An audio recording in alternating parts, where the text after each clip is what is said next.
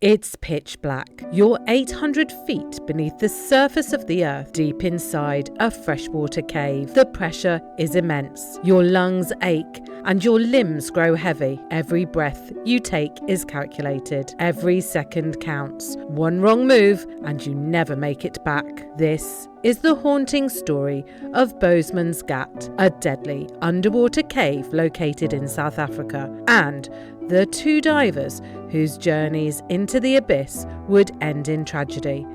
A place of natural wonder, yes, but also of eternal silence. Boesmansgat, or Bushman's Hole, sits hidden in the dry plains of the Northern Cape.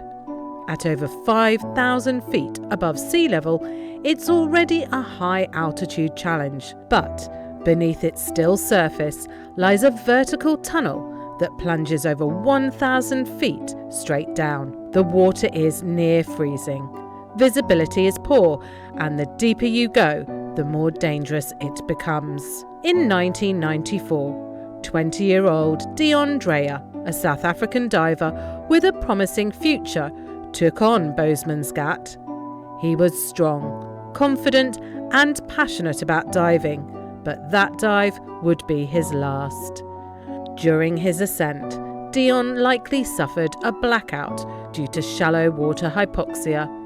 He lost consciousness. His body sank rapidly to a depth of nearly 900 feet, far beyond what most divers could reach.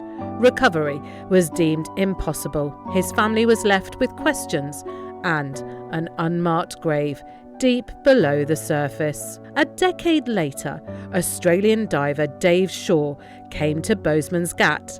Shaw wasn't just any diver. He was among the best.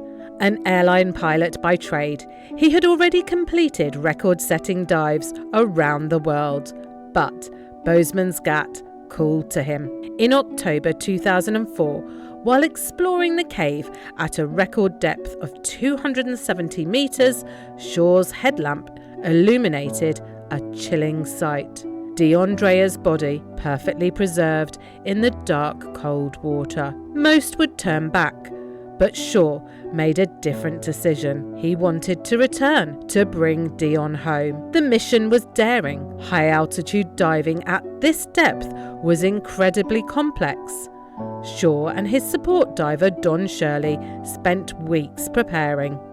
They rehearsed every step, triple-checked equipment, and brought specialised rebreathers, multiple tanks, and medical kits.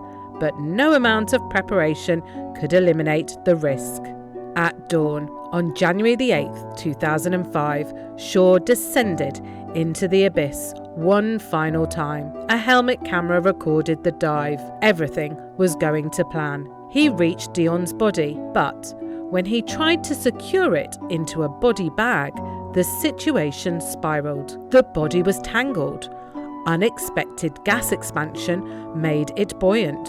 Shaw became ensnared. The weight of the gear, the silt, the extreme pressure at 270 metres, all of it worked against him. He struggled silently, never calling for help. Minutes passed. Then silence. Shirley, waiting above, began experiencing severe CO2 buildup and narcosis due to the dive's stress and complexity. He was forced to abort and barely made it out alive, permanently damaging his inner ear. Rescue was no longer an option. Shaw was gone. The diving world was shaken. Shaw's bravery and skill were unmatched, but Boesmansgat had claimed another life.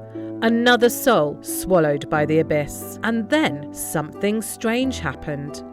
10 days after the fatal dive, recovery divers found both Dave Shaw and Deon Dreyer floating near the surface. Gases trapped in their bodies had finally lifted them from the depths.